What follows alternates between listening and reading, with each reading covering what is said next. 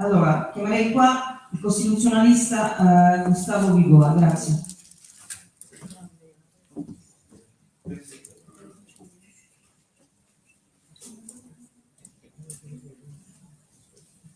Buenos días. Buenas a todos. Bien, yo tenía la idea de leer lo que les leí ayer, pero voy a hablar un poco sin leer. No. Me gustó mucho su discurso, a pesar de que lo entendí a pedacitos. Cuba es un país reconocido en la comunidad internacional con más de 152, o alrededor de 152 entre embajadas y consulados. Se puede estarme equivocando y que sean más. Cuba es un país que se ha visto votaciones de la ONU donde han habido resultados de 190 contra 2. O sea, bastante reconocido.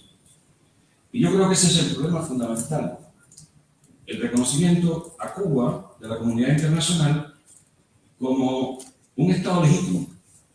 Cuba no es un Estado legítimo, porque este Estado que ustedes tienen hoy en Cuba es resultado de la supuesta revolución, que tampoco fue una revolución, del 59, que aparentemente había prometido restituir la Constitución y no lo hizo. En menos de 30 días, literalmente entre el 8 de enero y el 7 de febrero, Fidel deja fuera de uso la Constitución de la República de Cuba, la Constitución de 1940. En un proceso muy simple, se queda con los tres poderes en la mano y finalmente deja la Constitución fuera de uso. Pedro hablaba de sus luchas. Las luchas de Pedro fueron por restituir la Constitución de 1940. Los expedicionarios de Playa Girón de la 2506 fueron llevados a juicio y argumentaron que querían restituir la Constitución de 1940. Y por alguna razón, la comunidad internacional ha olvidado este detalle tan simple que nos dice a nosotros que no tenemos un gobierno malo, que sí es malo. No tenemos un gobierno criminal, que es criminal. No tenemos un gobierno que viola los derechos humanos, que sí los viola. Tenemos un derecho y un gobierno ilegítimo en el poder. Tenemos un hato de bandoleros en el poder, que usurparon la soberanía popular. Y nosotros pudiéramos hacer una transición y pudiéramos mirar a Europa del Este,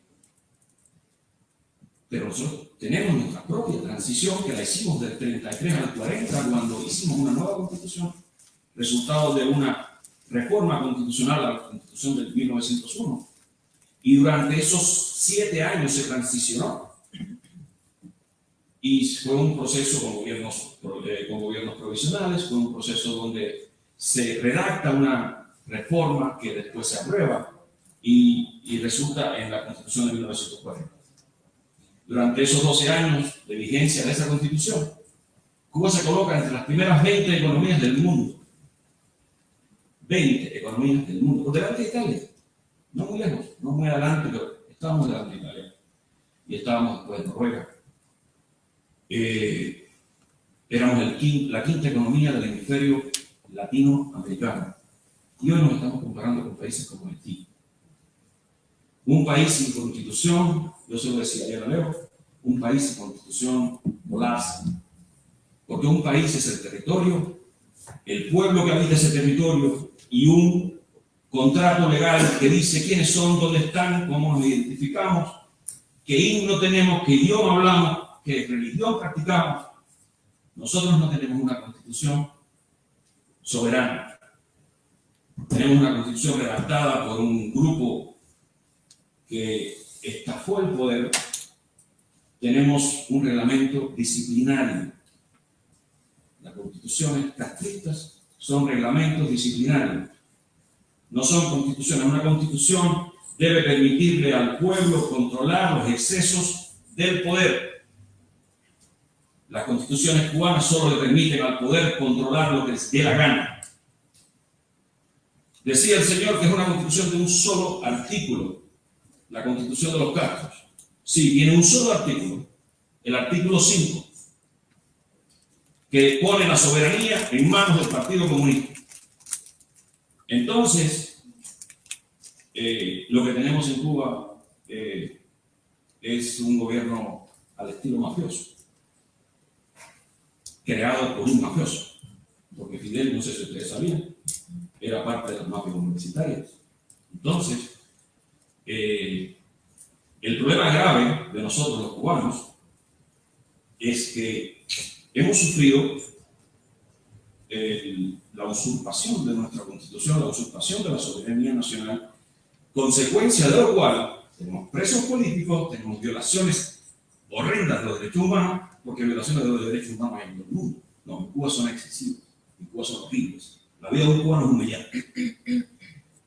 No se puede describir la vida de un cubano porque siempre la gente va a decir algo peor. Yo puedo hablar aquí de lo denigrante, lo humillante que es vivir en Cuba, pero acá cualquiera me va a citar ejemplos sobre eso. Lo saben, yo llevo 20 años fuera de Cuba. Pero eso son solo consecuencias. Esas son solo consecuencias de que somos un país donde no hay una constitución soberana, como la de 1940, que fue usurpada con un golpe militar en el año 52 y se lucha contra ese tirano, se organiza la lucha, se triunfa y entonces se le da la espalda a la Constitución y el mundo entero se cayó la boca. No hubo una revolución en el año 59 y se lo voy a decir por qué. No hubo una revolución porque se pasó de una dictadura a una dictadura. No hubo una revolución porque Fidel Castro no triunfó, le regalaron el poder a Batista, lo obligaron a irse los norteamericanos y no le permitieron luchar los norteamericanos. Le prohibieron usar las tropas del mar, 10.000 hombres preparados en Estados Unidos. Le prohibieron usar la aviación, las bombas no podían tener metralla. Le prohibieron usar la marina. Un ejército de 73.000 hombres perdió con 1.000. ¿Quién se cree eso? Simplemente obligaron a Batista a irse y entra Fidel victorioso con un tanque de guerra. ¿Dónde enseñó Fidel al tanquista a manejar ese tanque? Simplemente le entregaron las tropas republicanas, las tropas constitucionales, de alguna manera se las entregaron. Y hasta el día último, hasta el día 17 de diciembre, Fidel entra el 1 de enero, los Estados Unidos presionaron a Batista para que respetara los derechos constitucionales contemplados en la Constitución del 40. El día 14 de marzo del año 58, menos de un año del triunfo, le hicieron un embargo de armas a Batista. Y todo porque violaba las libertades cívicas, los derechos constitucionales, los suspendía periódicamente porque estaba en guerra. Y resulta que pasó algo extraño después del 59, porque al gobierno de los Estados Unidos se le olvidó de pronto recordarle a Fidel Castro que tenía que restituir la Constitución. Se les olvidó. De pronto los norteamericanos tuvieron una amnesia total y dejaron de exigirle a Castro que restituyera la Constitución, que era su promesa. Además, él recibe el poder con la Constitución restituida, que es lo que mucha gente no sabe. Se restituye el 3 de enero. Y él entra a La Habana el 8. El día 7 o 8 suspende el Congreso. ¿Con qué derecho suspende el Congreso? Pone el poder legislativo en el Consejo de Ministros, del que él era primer ministro. ¿Quién más lo hizo en el año 33? Quita el mínimo de edad para entrar a la Corte Suprema, porque ya ahí tenía el poder. Tenía el Ejecutivo, tenía el Legislativo, todo un solo, una mano. De pronto, le hace falta judicial. ¿Y qué hace? Quita el límite de edad. No se podía entrar a la Corte Suprema con menos de 45 años. Fidel quitó ese límite. ¿Por qué? Porque traía abogados barbudos, jovencitos, que ni siquiera habían terminado la carrera, ellos los nombraban jueces. Necesitaba que no tuviera piso. Entonces, ¿qué más hizo Fidel? Porque el Poder Judicial tenía inamovilidad, no podías quitar a los jueces. Los jueces se morían en su puesto o se iban voluntariamente. Quita la inamovilidad de los jueces. Ya tiene el Poder Judicial en sus manos. Así, de una forma muy sencilla, se hace de los tres poderes. Y el mundo mirando, Estados Unidos mirando, la comunidad latinoamericana mirando. ¿Y cómo es la comunidad latinoamericana? Recuérdense la ley Monroe, ¿no? Somos muy afines con los americanos, eso es un territorio para nosotros. ¿Qué sucedía entonces? Bueno, si los Estados Unidos lo ven bien, pues también nosotros. Entonces toda la comunidad vio bien que Estados Unidos se caiga la boca, pues también se caiga la boca. Se violó la Constitución, pero y Estados Unidos no dice nada, pues nosotros tampoco, vamos a decir, ¿verdad?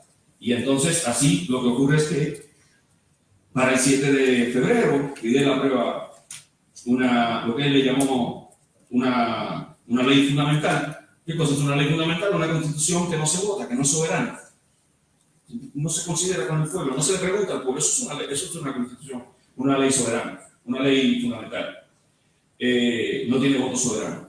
Y la última estocada que Fidel le da a la constitución es el día 7 de febrero, cuando aprueba la ley fundamental. Dice que la constitución volverá a ser restituida cuando el Congreso así lo decida. Eso significa el Congreso que él disolvió. Eso nos metió en el pescado que se muerde la cola, a dar vueltas. Entonces, desgraciadamente, esta interpretación del asunto cubano se ha olvidado. Y se ha olvidado penosamente dentro de los políticos, más que nada. Uno le recuerda estas cosas al pueblo sencillo, a la gente de a pie, al chofer, al otro, y enseguida la entiende, porque tiene sentido. Sin embargo, se lo recordamos a los políticos profesionales, los que están al frente de organizaciones, los que reciben orientaciones, cursos y todo, y no entienden. No entienden que la ley debe salir de la ley. Y no entienden que se erigió un sistema legal castrista que no tiene fundamento, no tiene fuente no tiene fuente jurídica, no tiene valor ninguno, simplemente es el antojo de un grupo en el poder.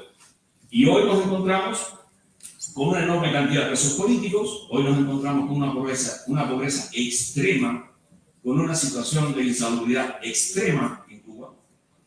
Y yo les aseguro que todo eso se podría resolver muy fácilmente, bueno, no fácilmente, costaría mucho trabajo, porque inclusive en los países que viven bien mejorar,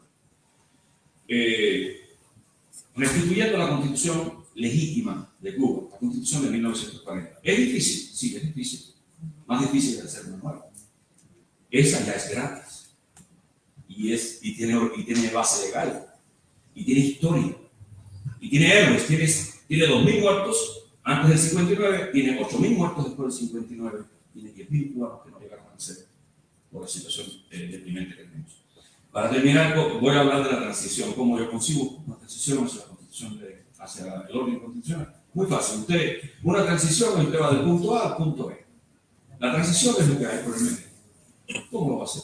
Bueno, usted en el punto A restituye la constitución y comienza a crear las instituciones y hacerlas trabajar.